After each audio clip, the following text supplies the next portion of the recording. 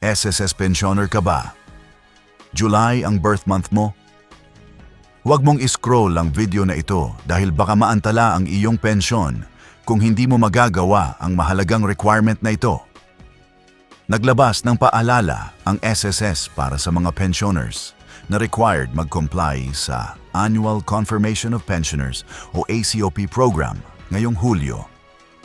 Kung ikaw ay 80 years old, pataas na retirement pensioner sa Pilipinas, total disability pensioner, pensioner na nasa abroad, o survivor pensioner at July ang iyong birth month, kailangan mong makapag-comply sa ACOP bago matapos ang buwan ng Hulyo. Good news! Kung eligible ka, maaari ka nang mag-comply online gamit ang National ID E-Verify System. Kaya hindi na kailangang bumiyahe o pumila.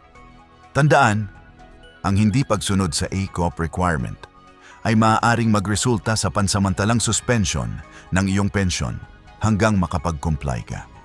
Kaya kung may kakilala kang SSS pensioner na ipinanganak ng Hulyo, i-share agad yung video na ito para maabisuhan sila.